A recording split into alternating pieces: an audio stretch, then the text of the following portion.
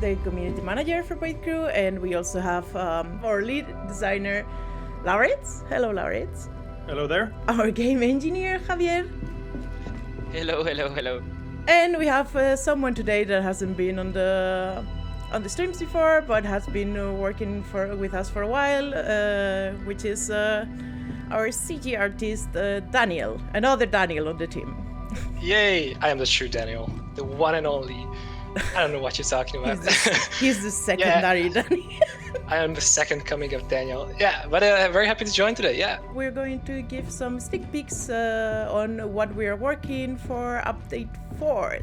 So yeah, last stream we already covered some of the stuff, but please, Lauritz, give us a rundown. What is coming? What's happening? It's always the biggest update, the next one, right?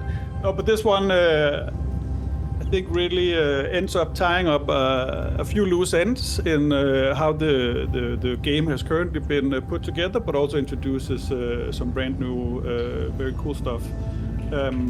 It contains an overhaul of the progression system, which brings things more in line with how the loot boxes are given out, and also the fact that in the existing version of the game, the gene points became basically pointless after a certain amount of them had been gathered, and we just end up with people having 1,000 gene points and nothing to spend them on.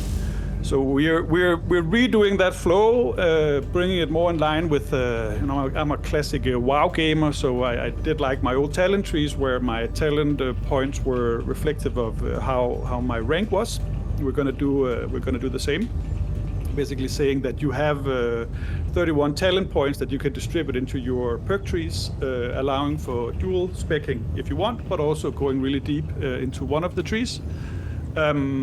And then that also comes with a major revamp of how the perk trees work. We'll be introducing class-specific abilities where you can only choose one. So that's like your signature ability. Choosing one of those precludes you from having the other 3. But that ability will really, it supercharges whatever it is your character is good at. And then, of course, we have the Endless mode, which we're working very hard on. I think we're going to introduce, so the Endless mode is going to be a choice you can make alongside the current pilgrimages. So it's not just that it just goes in and replaces the way the current pilgrimages work, but we're trying to support both. And the Endless mode then calls for a brand new approach to how rewards are given out and how the power progression during the session works. So where you're currently completing objectives and getting a gene point and some XP out of it, in the Endless mode, an objective choice comes with an in-run reward, and you'll be able to do multiple objectives where you have to choose one or another. But that objective choice will then be about what you're going to get on the ship as the next thing. So you can choose to do an easy objective, which will give you like a minefield summoning shard, but you could also choose to do a very hard one, which will give you maybe an epic weapon as a permanent installation on the ship then. But this is like very, very early days, and we need to figure out how it plays best. But the idea is still that you can do these very long runs with scaling difficulty and seeing if you can actually get the ship to be able to withstand the difficulty increase as you play the sessions.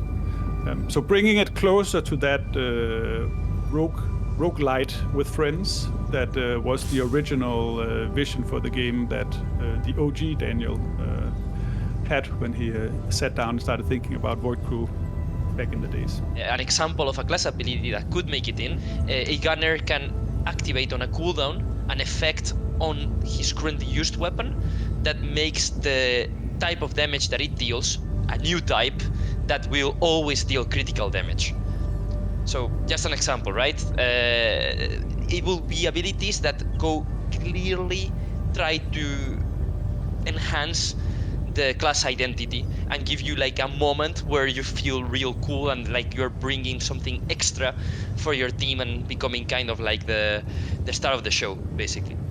Right, so they are ultimate abilities in that sense that you will also get the tension about sitting on your ultimate and going, oh, when do I use it? And then when you fire it off, your teammates won't be wondering if you did it because your guy is basically just gonna explode in a firework of effects.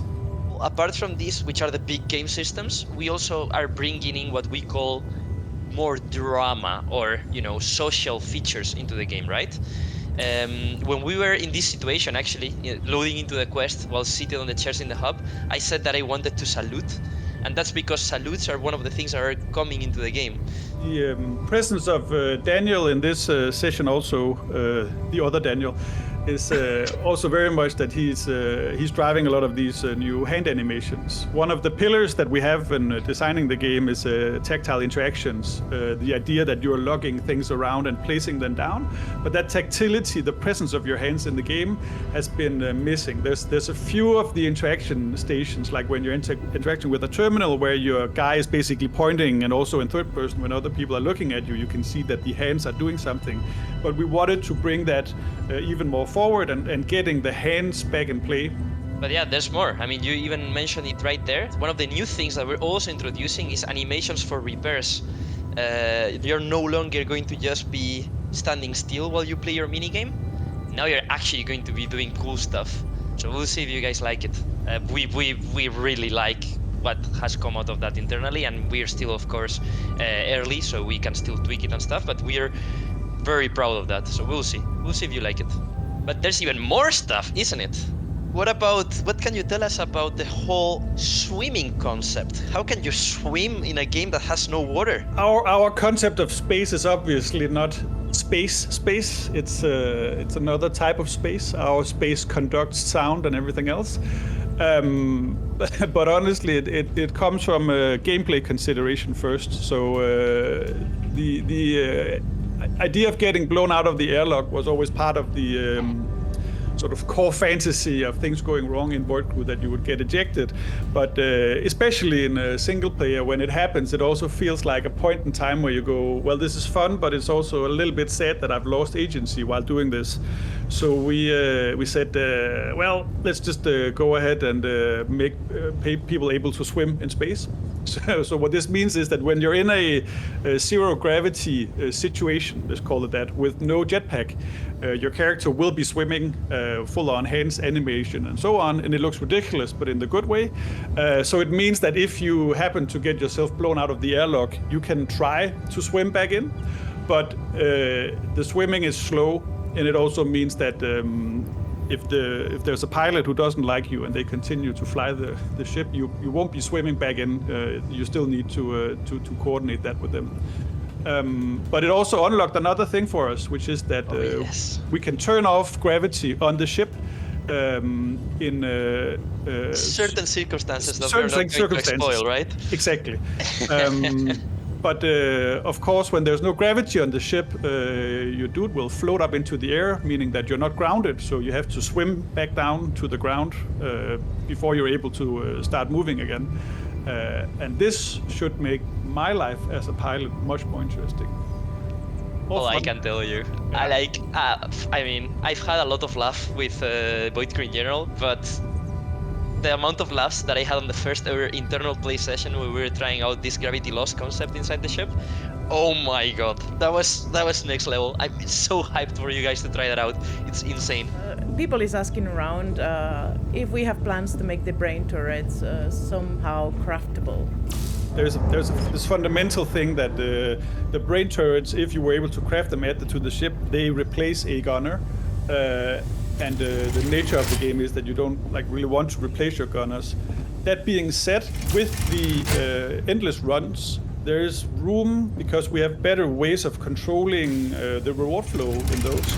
There is room for thinking about that you can get a rare objective where you will be given a single brain turret for your 4-player run, and then seeing how that actually pans out.